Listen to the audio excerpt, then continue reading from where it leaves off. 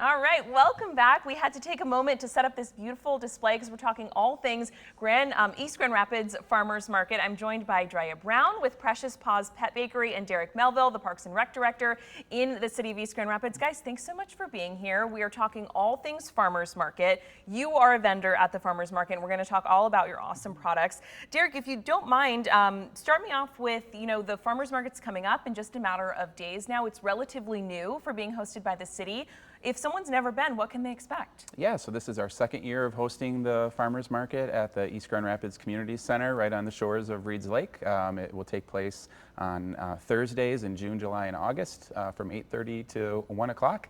And they can expect a variety of vendors. We have produce vendors, fresh meat, locally sourced type products, cheeses, of course, baked goods as well, and for humans and for animals, yes, which we'll get into in a moment. For humans and our furry friends, definitely, and they can expect a location with other amenities as well as our proximity to Gaslight Village with the shops and restaurants, and Reeds Lake really can provide a day of activities for people who come visit the market. And it is just peak farmers market season right now. We're seeing so many pop up in West Michigan, which is so fun. Drea, you have been a part of this specific market in the past. Tell us first just a little bit about your business. These treats look so good. Believe it or not, they are not for people. They are for dogs and cats. Correct. Tell me a little bit about your small business. Well, I started about a year ago officially. I've been making treats for about 8 years now. Wow. Picky pets are my specialty. Yeah. So I started kind of playing with a recipe because of my dogs being so picky and things like that. And once I came up with something and I shared it with other people, they're like, you should do this because my dogs really like it. Yes. So I looked in the requirements and things like that. Pet treats don't fall under the cottage food laws for most human food. So I had to become fully licensed through the state of Michigan for. Wow, interesting. So yeah, I am a full commercial pet bakery. Wow. Okay. And I wish folks at home could smell these because they don't smell like, I don't know, the dog treats that I've smelled before. Correct. That's the point. They smell good. It's like cinnamony, sweet sort of smells that I'm getting. Can you tell us kind of the spread we're looking at here? Yep. So most of them, the base for most of my treats are wheat flour and applesauce. So pretty plain and basic. The crunchy treats are rice flour based, but other than that, it's all clean, simple ingredients. So nothing that you wouldn't want to eat, nothing you would want to give your dog.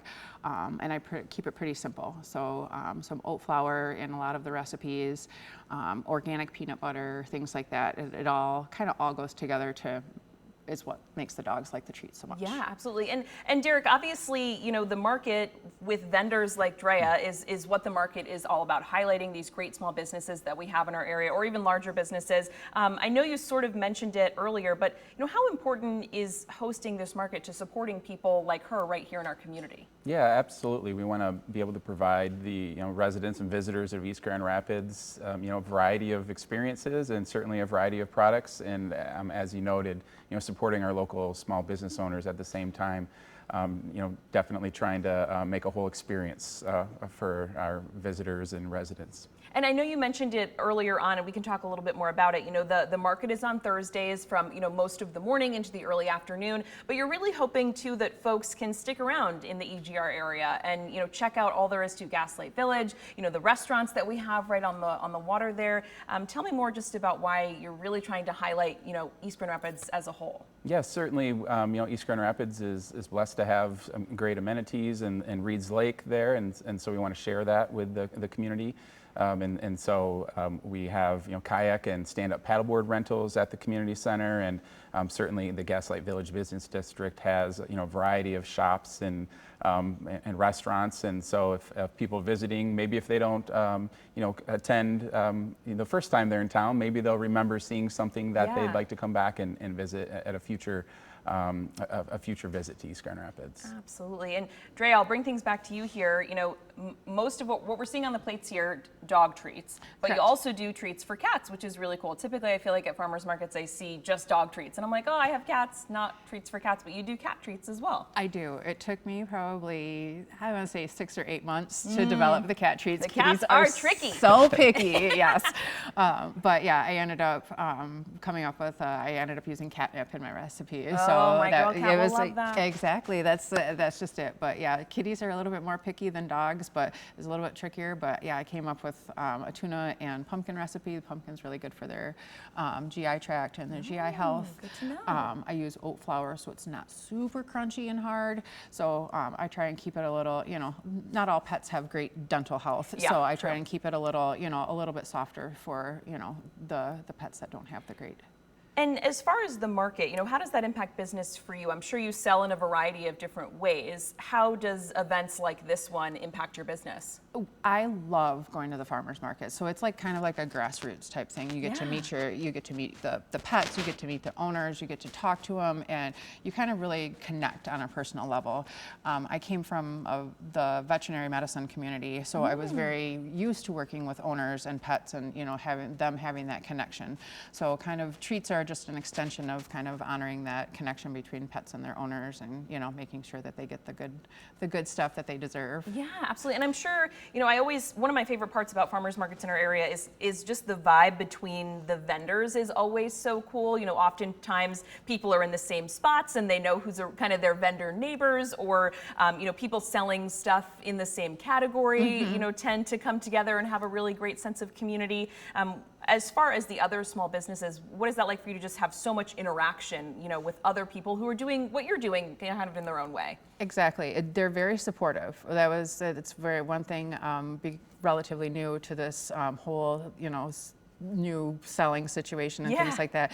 It was really very warming to kind of have people like, oh, you need to do this, or don't forget to do that. They're just so supportive and things like that. But after a little while, you also, they're your customers and you're their customers, because you learn their products and you know why they're in business and why they decided to do that. And you're like, well, yeah, that's why I want your product, talking to them, and the same thing. They come, I want my dog to have your treats, because they like them. So it's getting to know the background story. It's not just buying, a bag of treats or a bouquet of flowers or something like that. There's definitely a story and there's definitely a person attached to that that's very excited that you bought something from them, And that person is, maybe not your next door neighbor, but your neighbor-ish in some capacity. They live in West Michigan. And Derek, I know you had mentioned when you first arrived too, there's kind of a bunch of community events that you guys are working on building up in the East Grand Rapids area. Can you touch on those a little bit? Yeah, certainly. So we've been very excited to add some more community engagement opportunities throughout the course of the summer and the year. So in June, we have an After Dark party on June 7th that will shut down a portion of Wealthy Street and bring artists and that community together, and more, of course, community building opportunities. There are some Wednesdays on Wealthy events that are happening, it's like sidewalk social type activities. And then in August, we'll again have the Taste of East event where a portion of Gaslight Village will be shut down and the local businesses will participate. So lots of fun and exciting community events upcoming this summer. I feel like the bits of warm weather we've had so far have kind of brought West Michigan back alive post-winter, but with all of this going on, once we get rid of this rain that we're dealing with, we're really seeing the community kind of come out of hibernation from winter time and check out all of these great things, which is one of my favorite pieces about the community. We do have a graphic with the information for the market that we can pop up here. So Thursdays, 8:30 to 1. Again, the first one, June 5th, and that runs all the way through August. So even if you can't make it to the first one, no big deal. It's going to be at the East Grand Rapids Community Center in the north parking lot. Derek, any other details for folks to know, just sort of logistics-wise for the market? Yes, certainly we hope for high attendance, and so there's on-street parking or at the community center or a little bit further away at the middle school there. So if there's not parking right up front, please still look for spaces. And then, as noted, other great things happening. And I forgot to mention the Reeds Lake Trail passes right by the market, so folks could get their exercise in and either start or maybe finish at the market and get some treats for their ride home. Yeah, and there's a great grassy area there in front of the lake as well. So if you get some treats and then you want to, it's a great day out and you want to sit, I've just laid a blanket out there on that spot and had some lunch or whatever, which can be really fun. And then you can stick around if you're not familiar with the area and kind of get acclimated, because it's a great spot. Lots of families hang out in that area, so it's really nice. All right, guys, well, thanks so much. Again, such a beautiful display here, Drea. I am so impressed. And again, the smells have kept me going through, I won't be eating the treats, hungry. but I'm ready for my dinner. All right, guys, well, thanks so much for being here on Evening Plus. Thank Best you. of luck to you both. Can't wait to see how this just continues to flourish here in the community. Thanks for having us. We